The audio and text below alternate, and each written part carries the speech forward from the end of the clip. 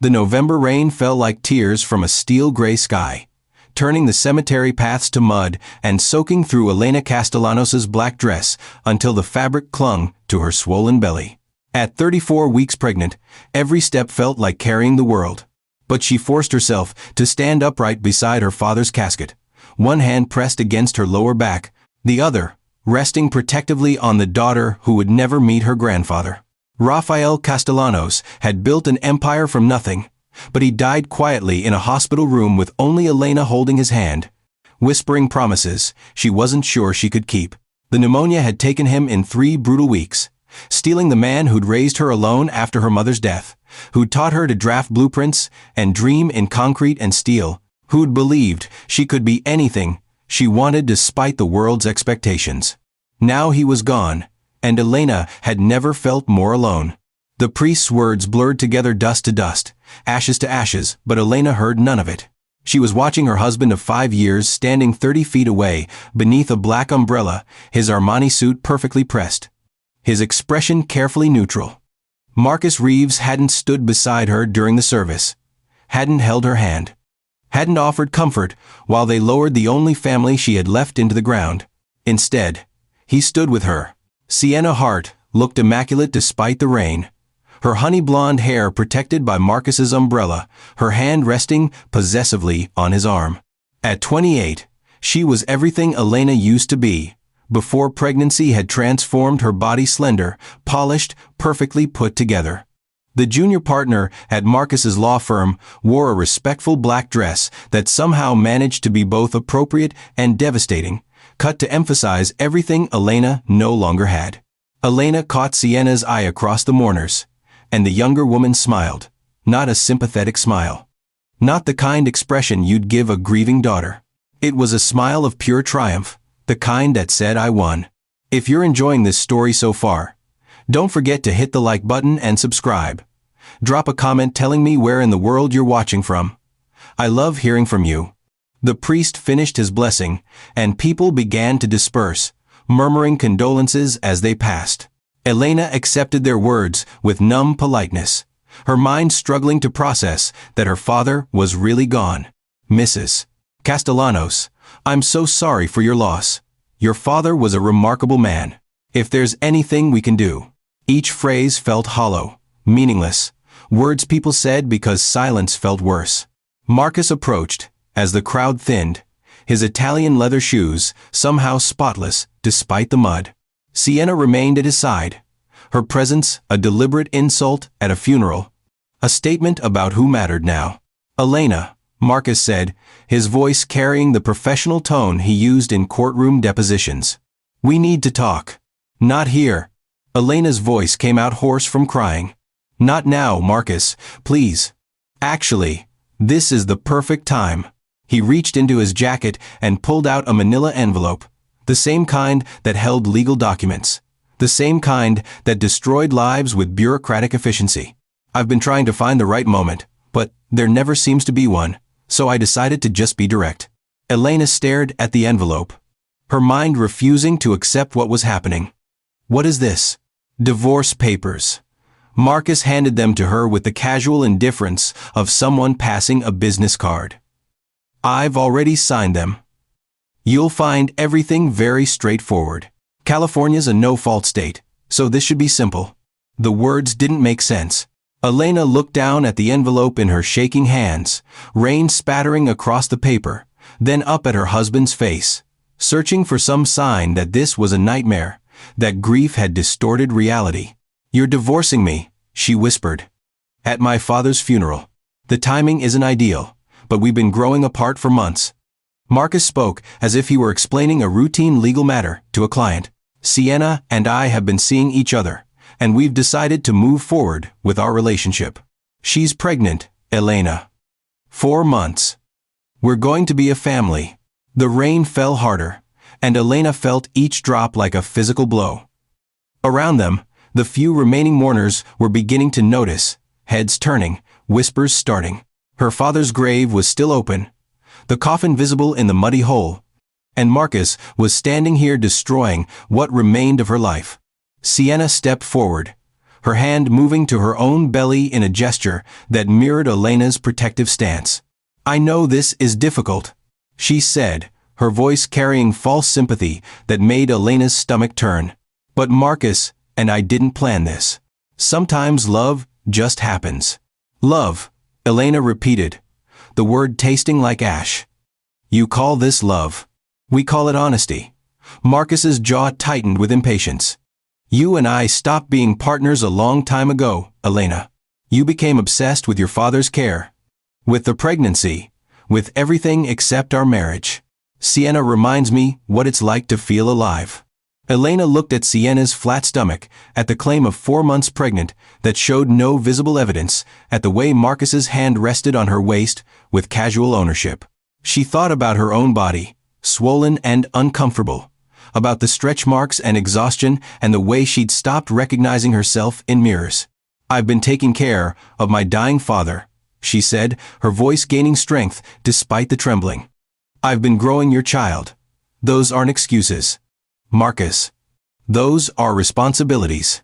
And I'm taking responsibility now." Marcus gestured to the envelope. "I've provided for you very generously in the settlement.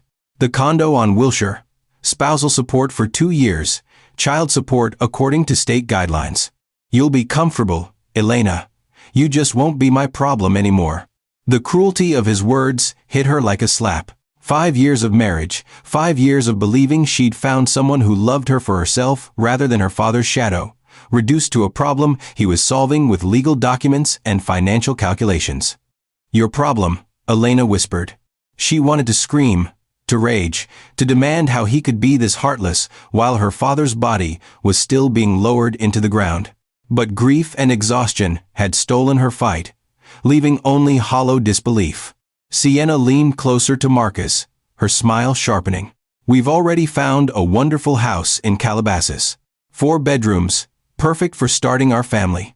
Marcus says you never liked the suburbs anyway." The detail felt calculated, designed to wound. Sienna was right. Elena had always preferred the city, had argued against moving to the suburbs when Marcus had suggested it. Now he was building that suburban dream with someone else, using Elena's own words as weapons. "You need to sign the papers within 30 days, Marcus continued, pulling out his phone to check something with obvious impatience. "My attorney will contact you about scheduling the official proceedings. I've waived my rights to the Wilshire condo, so you'll have somewhere to live after the baby comes." After the baby comes. He spoke about their daughter like she was an inconvenient detail in a real estate transaction. Elena felt her baby kick hard against her ribs, as if sensing her mother's distress. She pressed her hand more firmly against her belly, drawing strength from the life growing inside her. This child was all she had left now, no father, no husband, just a daughter who would be born into a broken family. "I loved you," she said quietly, the past tense deliberate. "I believed you when you said we were partners. When you said my career mattered. When you promised to support me through everything. And I meant it at the time." Marcus had the grace to look uncomfortable, at least. "But people change, Elena. I've changed. You've changed. This is just acknowledging reality."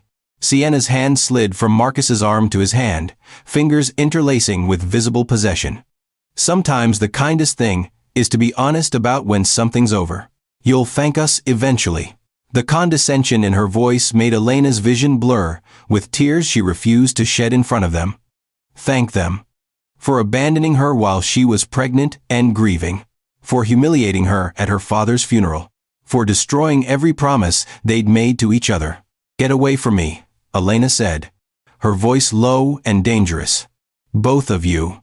Get away from my father's grave." "Elena, now." The word came out as a shout that made nearby mourners jump. Elena didn't care any more about maintaining composure, about not making a scene. These people had already witnessed her humiliation. "You want a divorce? Fine, you'll have your divorce. But you don't get to stand here one more second pretending this is anything but cruelty." Marcus opened his mouth to respond, then apparently thought better of it. He nodded once, turned, and walked away with Sienna still attached to his arm. They moved through the cemetery paths with synchronized steps, sharing the umbrella, leaving Elena alone beside her father's open grave.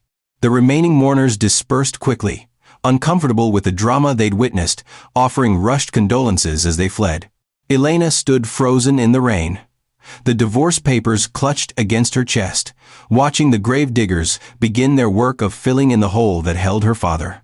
She'd lost everything in the span of an hour: her father, her husband, her belief that anyone would stand by her when times got hard. The baby kicked again, harder this time, and Elena's hand moved automatically to soothe the movement. "I'm sorry," she whispered to her daughter. "I'm so sorry this is the world you're being born into." "Mrs. Reeves?"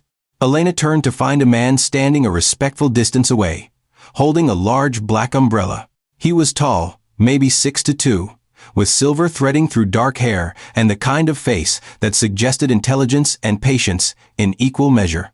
He wore a charcoal suit that was expensive but understated, and his brown eyes held something Elena hadn't seen in months: genuine compassion. "It's Castellanos," she corrected automatically. "I'm keeping my maiden name, or going back to it. I don't know anymore." "Miss Castellanos, then." He stepped closer, angling the umbrella to shield her from the worst of the rain. "My name is Daniel Ortega. I was your father's attorney." Elena's mind struggled to place the name. Rafael had mentioned his attorney occasionally, always with respect, but they'd never met. "I'm sorry, I don't remember my father introducing us. He kept his legal affairs very separate from family. Rafael was particular about protecting you." Daniel's expression shifted to something Elena couldn't quite read. "But he asked me to be present today. He wanted to make sure someone was here for you, in case. In case my husband abandoned me at the funeral?" Elena's laugh was bitter. Did my father know? Did he know Marcus was planning this? Rafael knew many things.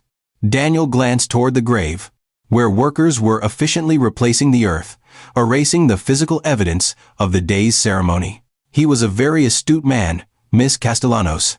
And he made extensive preparations to protect you and your child." Something in Daniel's tone made Elena look at him more sharply. "What do you mean, preparations? Perhaps we should discuss this somewhere warmer and drier?" Daniel gestured toward the parking area. "You're soaked through. And you shouldn't be standing in the cold in your condition." Elena wanted to refuse, wanted to stand beside her father's grave until the workers finished their job and she could say a final goodbye in private. But her feet were numb, her dress was plastered to her skin, and the baby was moving with increasing agitation. "There's a cafe near here," she said, her teeth beginning to chatter. "On Sunset Boulevard. They have good coffee." "I know it. Let me drive you. Your car shouldn't be left here overnight." They walked through the cemetery in silence, Daniel's umbrella keeping the worst of the rain off Elena's shoulders. She noticed he walked slowly, matching her waddle-shuffled pace without comment or impatience. When they reached her beat-up Honda Civic, parked among BMWs and Mercedes, he didn't react to the contrast between her car and Marcus's Lexus, pulling away in the distance. "Follow me," Daniel said, heading toward a silver Audi that was clean but not ostentatious. "The cafe's 10 minutes from here." Elena drove on autopilot, her mind replaying the scene at the grave over and over. Marcus's cold efficiency, Sienna's triumphant smile. The divorce papers pressed against her chest like an accusation. She'd been so focused on her father's illness, so consumed by grief and worry, that she'd missed every sign of her husband's betrayal. Or maybe there had been no signs to miss. Maybe Marcus had just been that good at hiding his affair, that practiced at deception.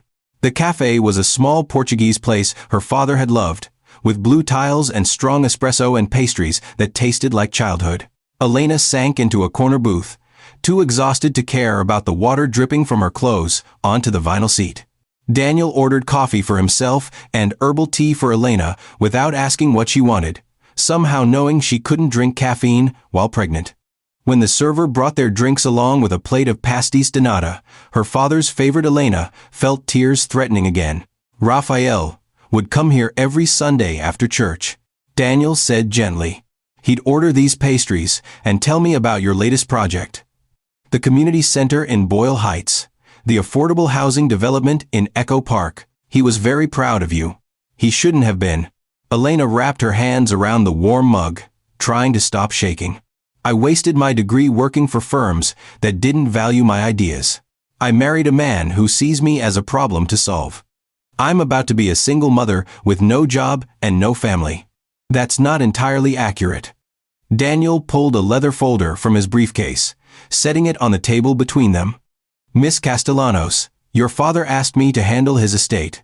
He also asked me to make sure you understood certain truths about your family that he'd kept hidden for years.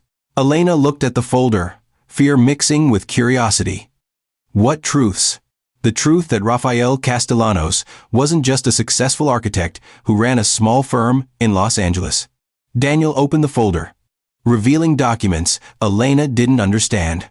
He was the founder and majority owner of Castellanos Holdings, a real estate development and investment company with assets across California, Nevada, and Arizona. The words made no sense. Elena stared at corporate documents, at financial statements with numbers that couldn't be real, at property deeds for buildings she recognized from driving past them but never connected to her father. I don't understand. My father's firm was small. We lived modestly. He drove a 10-year-old truck and wore the same suits for 20 years. Because Rafael believed in teaching you the value of work and integrity over wealth. Daniel's voice was patient, like he was explaining something he'd prepared for years. He built Castellanos Holdings, starting in the 1,980 seconds, buying distressed properties and transforming them into affordable housing. By the time you were born, the company was worth millions. By the time he died, it was worth significantly more. By remembering why he built it, Margaret's voice was firm. Rafael didn't create this empire to be impressive. He created it to be useful. You don't have to be him, Elena. You just have to care about the same things he cared about. The night of the gala arrived with Elena's nerves stretched thin. Daniel picked her up at 7, driving a Mercedes that was nice but not ostentatious. He wore a tuxedo that fit him perfectly, making his silver-threaded hair and brown eyes somehow more striking. You look beautiful, he said simply, helping her into the car with a hand that lingered just slightly longer than necessary. I look like I swallowed a basketball. Elena tried to adjust the seatbelt around her belly. But thank you. I meant it. You look strong, dignified, exactly like someone who belongs at this event. Daniel pulled into traffic, his driving smooth and confident. Are you ready for this? No. But I'm going anyway. The Beverly Hilton Ballroom was everything Elena expected. Crystal chandeliers, waiters with champagne, attorneys in expensive tuxedos, networking with judges and senior partners. The Los Angeles legal community at its finest. Celebrating itself with the self-satisfaction of people who knew they controlled the systems that governed other people's lives. Elena felt every eye turn to her as she entered on Daniel's arm. Whispers started immediately, spreading through the crowd like wildfire. She knew what they were saying. That's Marcus Reeves's wife. The pregnant one he's divorcing. Did you hear about the funeral? Let them stare. Let them whisper. Elena held her head high and walked through the crowd with Daniel, providing steady support beside her. Elena Castellanos, a voice called out. Judge Patricia Morrison approached with the kind of smile that suggested she'd been waiting for this moment. I was so sorry to hear about Rafael. He was a brilliant man and a good friend. Thank you, Your Honor. Elena accepted the judge's embrace carefully, aware of her belly pressing between them. I understand you're taking over Castellanos Holdings. That's wonderful news. Rafael spoke often about your architectural talent. Judge Morrison's eyes were sharp, assessing. And I understand. Congratulations are in order on your pregnancy. When are you due? 5 weeks. A girl. How lovely. The judge's gaze moved to Daniel with obvious approval. And you're representing Elena in her divorce proceedings, Daniel? Very appropriate. She couldn't be in better hands. The conversation was clearly designed to send a message to everyone within earshot. Elena had resources, connections, and the support of one of the most respected judges in Los Angeles County. It was a warning wrapped in social pleasantries, and Elena was grateful for it. Then she saw them. Marcus stood across the ballroom in a tuxedo that probably cost $5,000, his arm around Sienna's waist. Sienna wore a form-fitting red dress, with strategic ruching that could have hidden a baby bump if one existed. But standing next to other pregnant women in the room, the difference was obvious. Sienna was thin, toned, showing no signs of being 4 months pregnant. Their eyes met across the crowd. Marcus went pale, his face draining of color as he took in Elena's appearance, the designer gown, the expensive jewelry Margaret had lent her, the way she stood beside Daniel Ortega as if she belonged exactly where she was. "Breathe," Daniel murmured in her ear. "You're doing perfectly." Marcus said something to Sienna and began walking toward them. Elena felt her heartbeat accelerate, her daughter responding to the stress with sharp kicks against her ribs. "Elena." Marcus stopped 3 feet away, maintaining careful distance. "You look well. I didn't expect to see you here." "Why not? I'm a member of the Los Angeles legal community by marriage. Or I was, until you decided to end that." Elena kept her voice pleasant, conversational, aware of the people watching. "Daniel Ortega, have you met my husband? Soon-to-be ex-husband, I should say. Marcus Reeves." Daniel extended his hand with the casual confidence of someone who held all the advantages. "I've heard a great deal about you." Marcus shook his hand mechanically, his attorney brain clearly trying to process Daniel's presence. "Ortega and Associates. You're representing Elena in the divorce?" "That's correct. That's a very expensive firm for someone with limited resources." Marcus's voice carried an edge of accusation.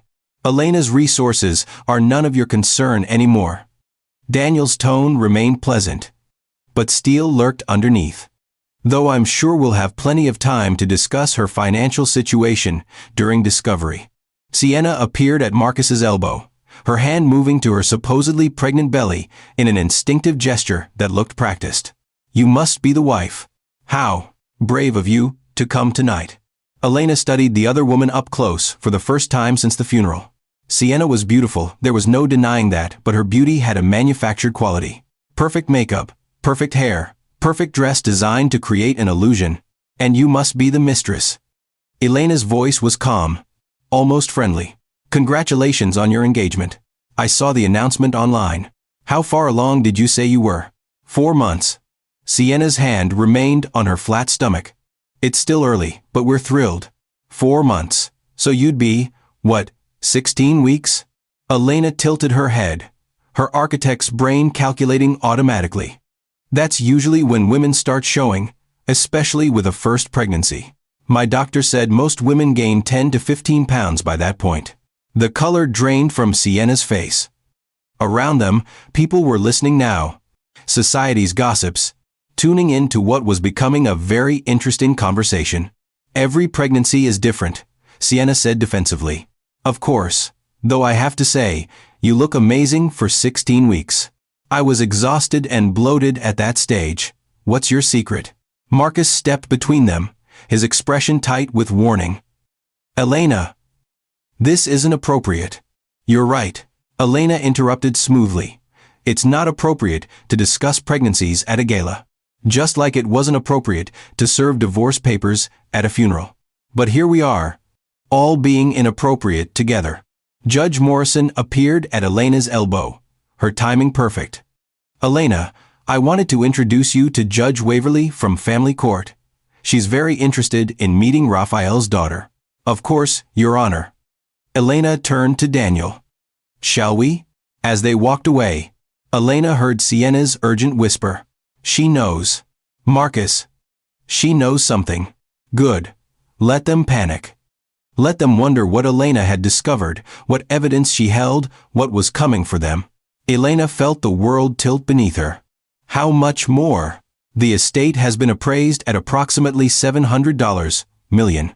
The number hung in the air between them, impossible and terrifying. $700 million. More money than Elena could conceptualize, than she'd ever imagined having access to in her lifetime. "That can't be right," she whispered. "We lived in a regular house. I went to public schools. I took out loans for college. Because Rafael wanted you to understand what most people's lives were like." Daniel leaned forward, his expression intense. "He grew up with nothing, Miss Castellanos." His father was a construction worker who died on a job site when Rafael was 12. He built his empire from that loss, from understanding that shelter is a basic human right that shouldn't be exploited. But he never told me. He let me struggle with student loans and entry-level salaries, and Elena's voice broke. He let me marry Marcus, thinking I had nothing. He let you marry Marcus to see who Marcus really was. Daniel's words were gentle but firm. Rafael had extensive background checks done on your husband long before the wedding. He knew Marcus came from money, knew he valued status and wealth above almost everything else. But Rafael also believed in letting you make your own choices. Elena thought about Marcus's family old money from Orange County, the kind of generational wealth that meant never thinking about grocery budgets or student loans. She'd always felt inadequate around them, aware that she didn't fit their country club world. Marcus thinks I'm nobody, she said slowly. He just handed me divorce papers, believing I have no resources, no options, no power. Exactly. Daniel's smile was sharp as broken glass. And that was your father's gift to you, the ability to see who people truly are when they think you're powerless. Now you know that Marcus Reeves is a man who abandons pregnant women at funerals. And more importantly, you have the resources to make sure he regrets that choice. Elena looked down at her swollen belly, at the daughter who would be born into this complicated legacy. She thought about Marcus and Sienna driving to their Calabasas dream house, celebrating their victory, planning their perfect life together. They had no idea what was coming. What do I do? She asked Daniel, her voice steadier than it had been in weeks. First, you drink your tea and eat something. Second, you come to my office tomorrow and we go through every detail of your inheritance. Daniel's brown eyes held something that looked like anticipation. And third, you decide exactly how you want to respond to a man who was stupid enough to divorce a pregnant billionaire at her father's funeral. Elena felt something cold and fierce settle in her chest, replacing the grief and shock with purpose. Her father had spent his life building an empire to protect her.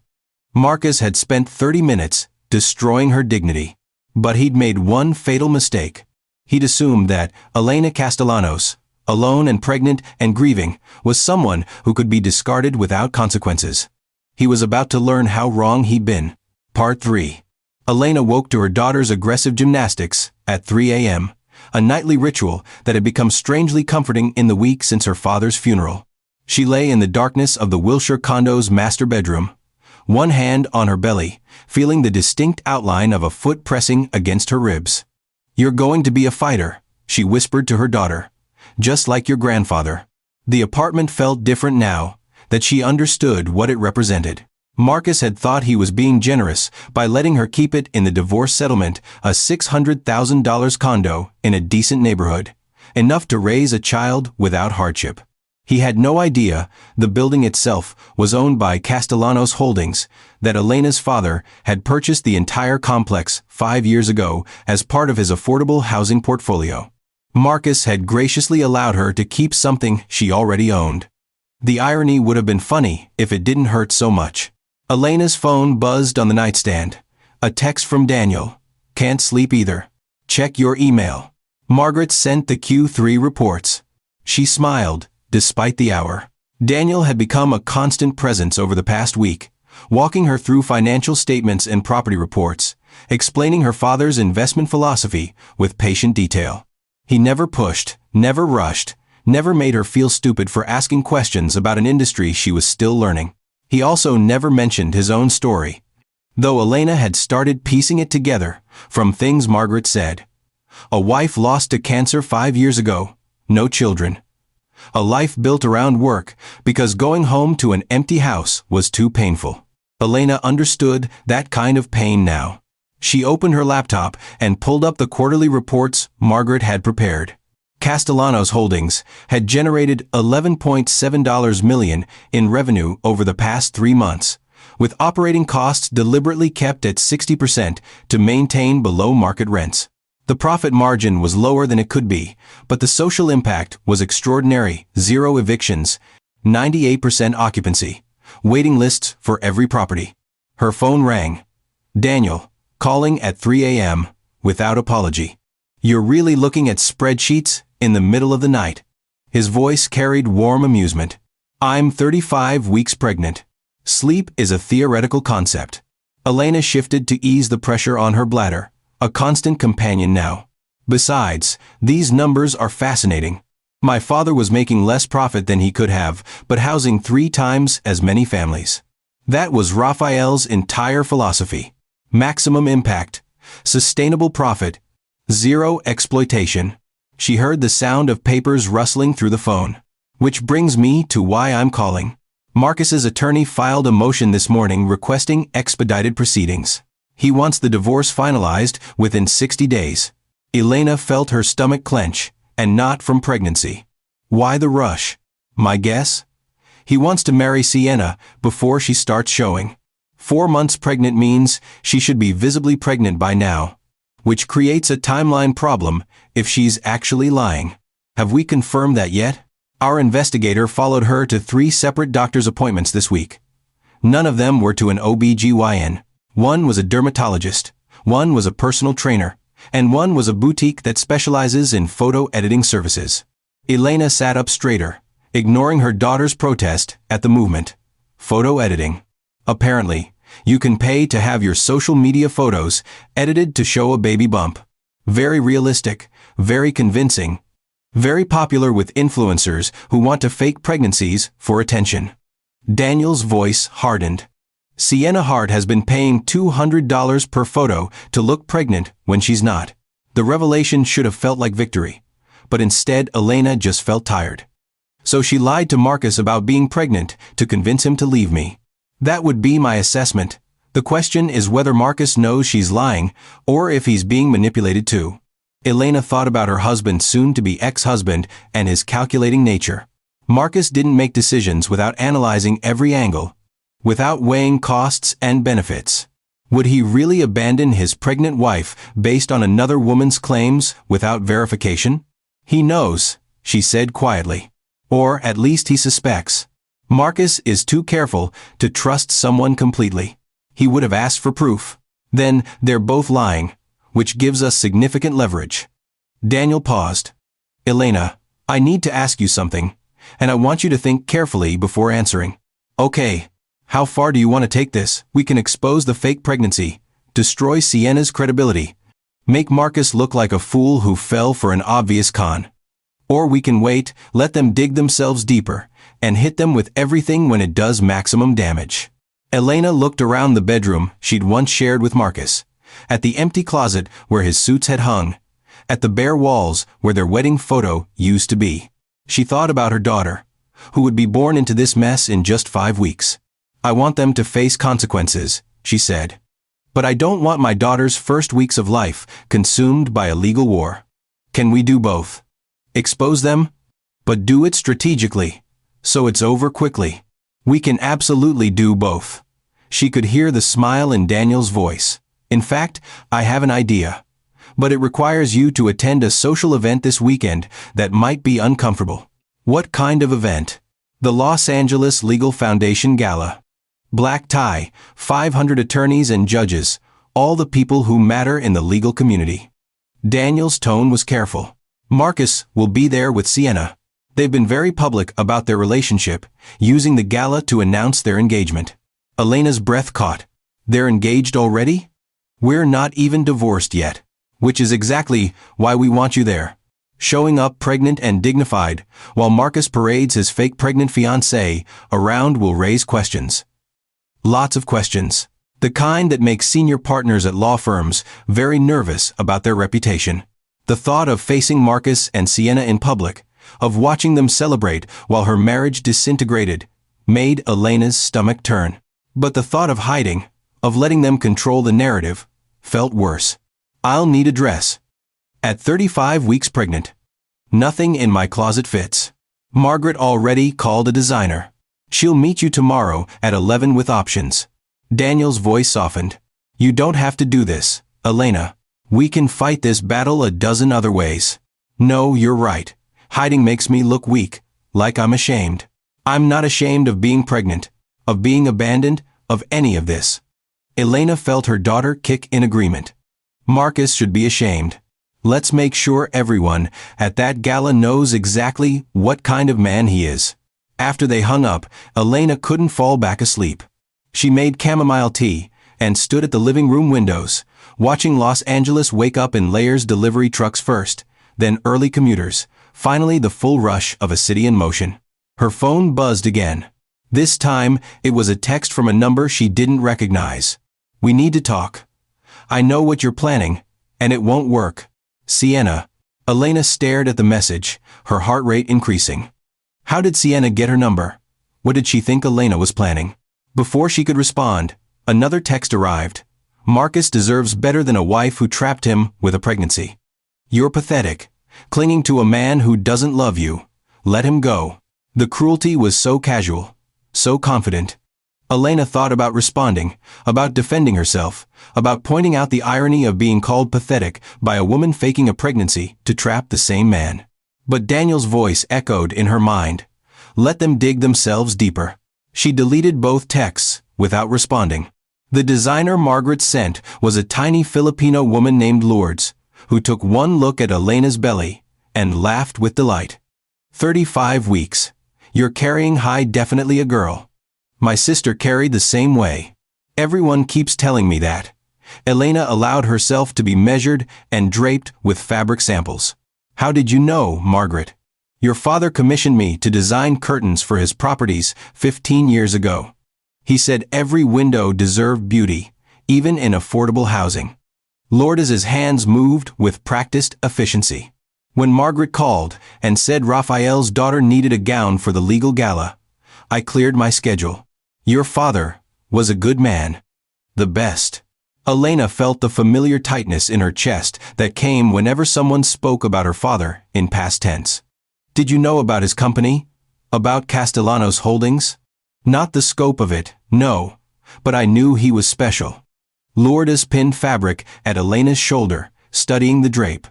He once told me that buildings are love letters to the future. That every door we design, every window we place, is a message to people we'll never meet.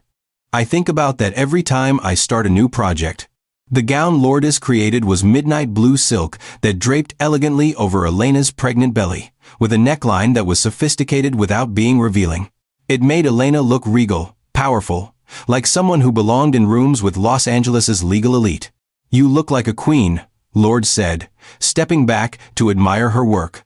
Which is exactly what you are. Remember that when you walk into that gala.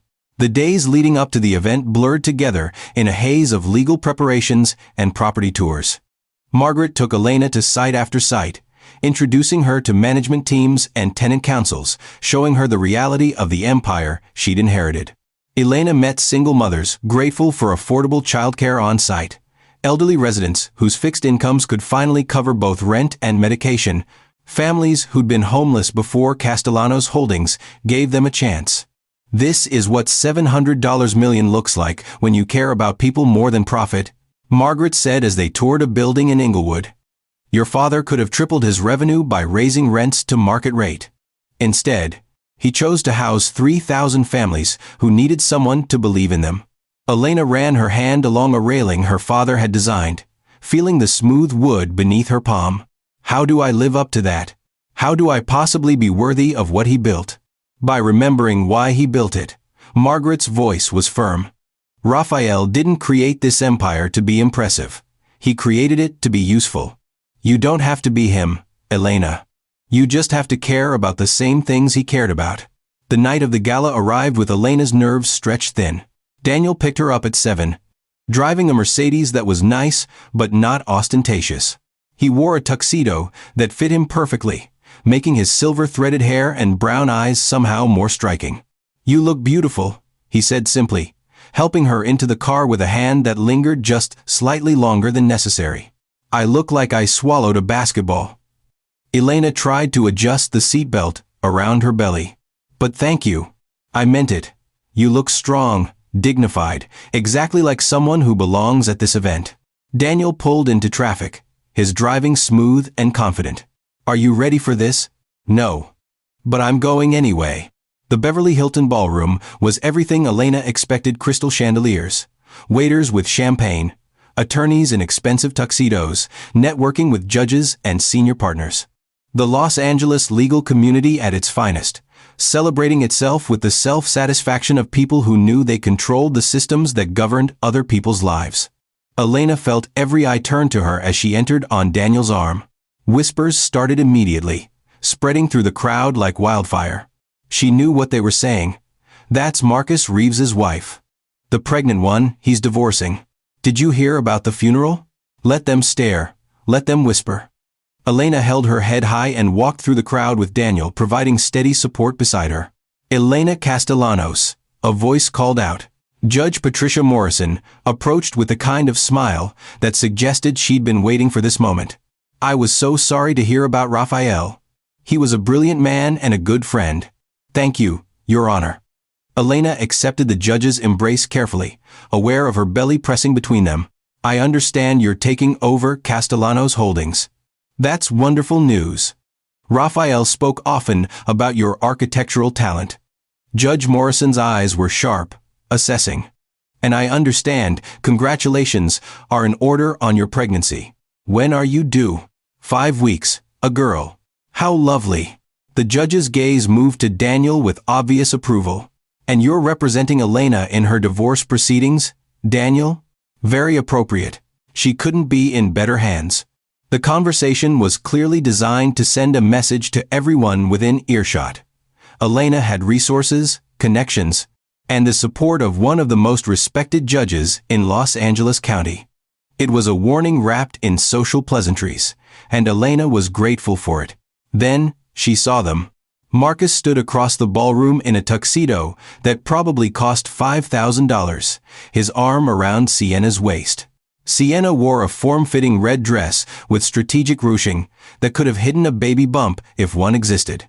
But standing next to other pregnant women in the room, the difference was obvious. Sienna was thin, toned, showing no signs of being 4 months pregnant. Their eyes met across the crowd. Marcus went pale, his face draining of color as he took in Elena's appearance, the designer gown, the expensive jewelry Margaret had lent her, the way she stood beside Daniel Ortega as if she belonged exactly where she was. Breathe, Daniel murmured in her ear. You're doing perfectly. Marcus said something to Sienna and began walking toward them. Elena felt her heartbeat accelerate, her daughter responding to the stress with sharp kicks against her ribs. Elena!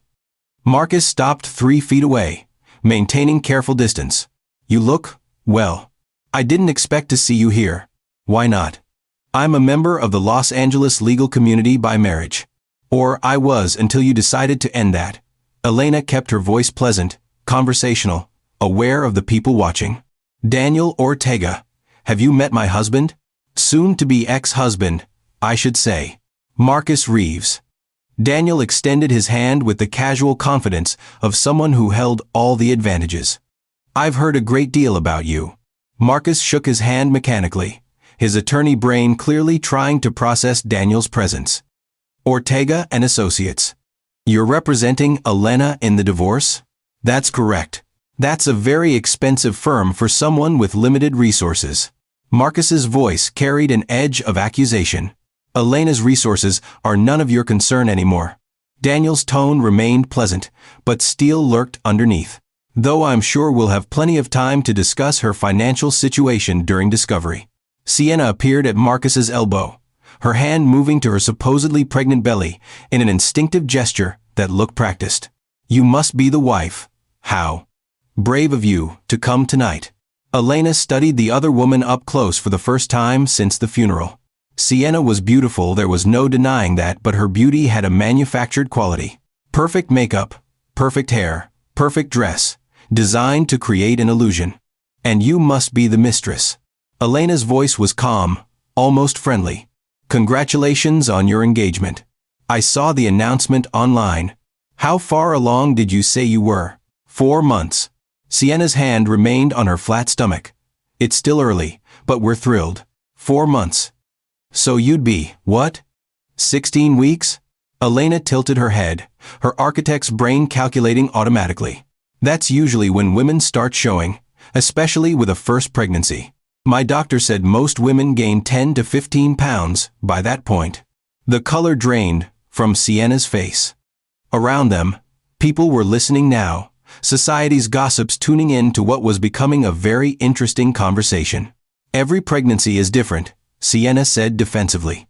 Of course, though I have to say, you look amazing for 16 weeks.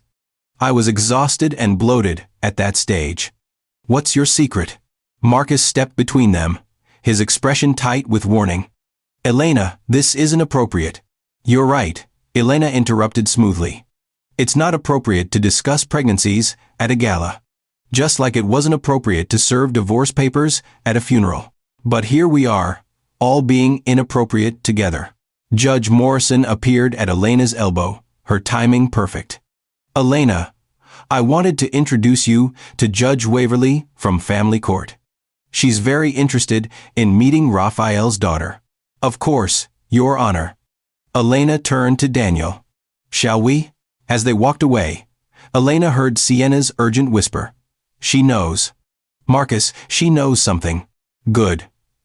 Let them panic. Let them wonder what Elena had discovered, what evidence she held, what was coming for them. The rest of the evening passed in a blur of introductions and careful conversations. Elena met judges and senior partners, accepting condolences about her father while they assessed her with sharp legal minds. She could feel them calculating. This was Rafael Castellanos' daughter. This was the woman Marcus Reeves had abandoned. This was someone who mattered in ways they were only beginning to understand. By 10 o'clock, Elena's feet were swollen and her back ached fiercely. Daniel noticed immediately, guiding her toward the exit with a protective hand on her lower back. You did beautifully, he said as they waited for the valet to bring his car. Half the room is wondering who you really are, and the other half is wondering what Marcus was thinking. Good. Elena leaned against the building's stone facade, exhausted and exhilarated in equal measure. Did you see Siena's face when I asked about showing? She knows we're onto her. Which means they'll make a mistake. Panic people always do. Daniel helped her into the car with gentle care. But right now, you need to get home and rest. You've been on your feet for 3 hours while very pregnant.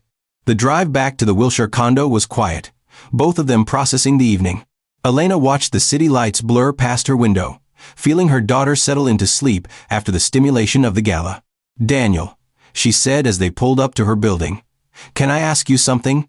Of course. Why are you doing this? I know my father hired you, but you're going beyond legal representation. You're protecting me. Why? Daniel was quiet for a long moment, his hands resting on the steering wheel. Because Rafael asked me to. Because I've watched Marcus Reeves operate in legal circles for years, and I've never liked what I saw. Because you deserve better than being discarded at your father's funeral. Is that all? He turned to look at her, his brown eyes serious in the dim light. No, that's not all. But the rest of my reasons aren't appropriate to discuss while you're still married to another man. The words hung between them, full of possibility and restraint. Elena felt something flutter in her chest that had nothing to do with pregnancy. When the divorce is final, she started. When the divorce is final, we can discuss this properly. Daniel's smile was gentle. For now, let me walk you to your door. Make sure you and that beautiful daughter of yours get inside safely. He did exactly that, waiting until Elena was inside with the door locked before heading back to his car. Through the window, she watched him drive away, feeling something she hadn't felt in months. Hope. Not just for legal victory or financial security, but for the possibility of something more, something real. Her phone buzzed. Another text from Siena. You think you're so smart. You think you've won. But you don't know everything about Marcus. You don't know who he really is. Elena stared at the message, ice settling in her stomach. What did that mean? What else was there to know? She forwarded the text to Daniel with a simple question. Should I be worried? His response came immediately. I'm already looking into it. Get some sleep. We'll talk in the morning. But sleep didn't come easily. Elena lay in bed, one hand on her belly, feeling her daughter's occasional movements. Siena's text echoed in her mind. You don't know who he really is. What secrets was Marcus hiding? What else had Elena missed while she'd been caring for her dying father and preparing to become a mother? Outside her window, Los Angeles glittered with a million lights, each one representing someone's story, someone's secrets, someone's lies waiting to be exposed. Elena was about to discover that her husband's betrayal went deeper than a simple affair. And when the truth came out, it would change everything.